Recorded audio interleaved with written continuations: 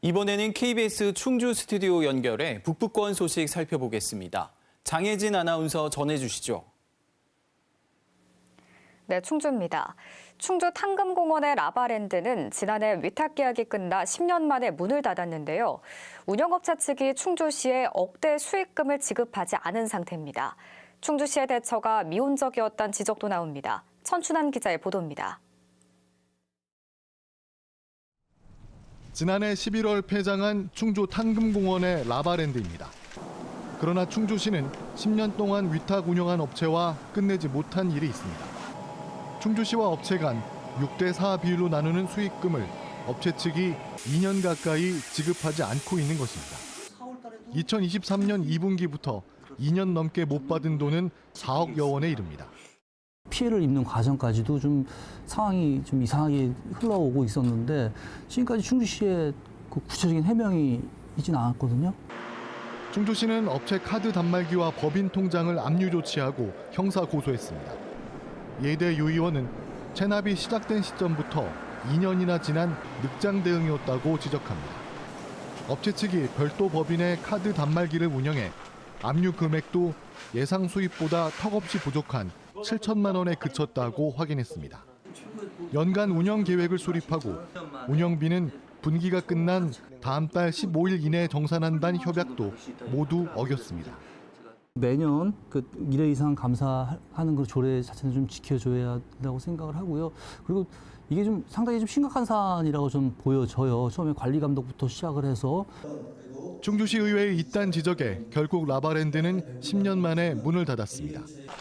그러나 지난해 9월 수익금 체납 중에도 위탁 연장을 추진하려던 충주시는 업체의 운영 성과 평가에서 100점 만점에 65점이라는 보통 수준의 점수를 줬습니다. KBS 뉴스 천춘환입니다. 다음 소식입니다. 충주시가 시내버스 위치 정보를 초 단위로 실시간 제공하는 초정밀 버스 서비스를 카카오맵과 연계해 제공합니다.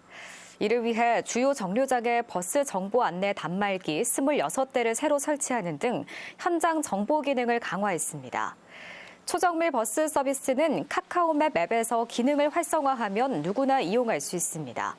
충주시는 버스 도착 정보 오차와 승객들의 불편이 줄어들 것으로 기대하고 있습니다.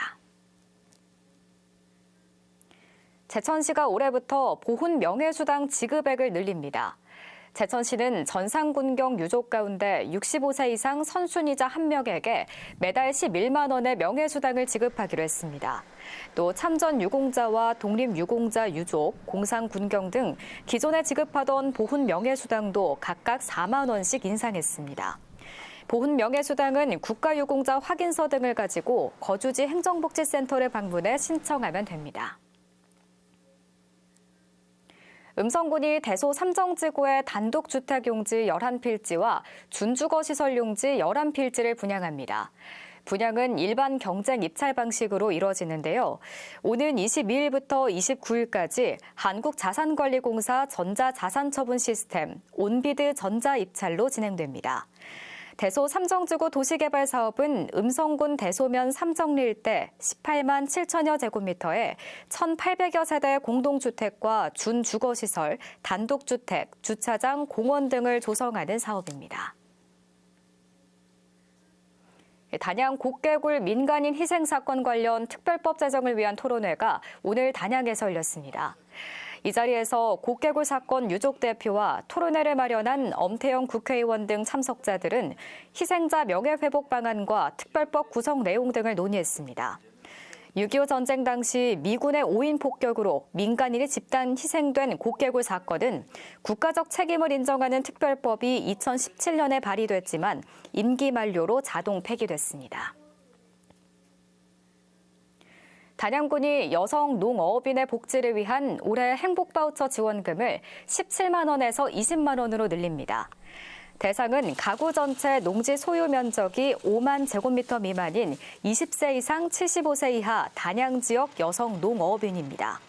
지원 대상 농어업인은 다음 달 20일까지 주소지 읍면 행정복지센터로 신청하면 바우처 카드로 받아 미용실이나 안경점, 식당 등에서 쓸 수 있습니다.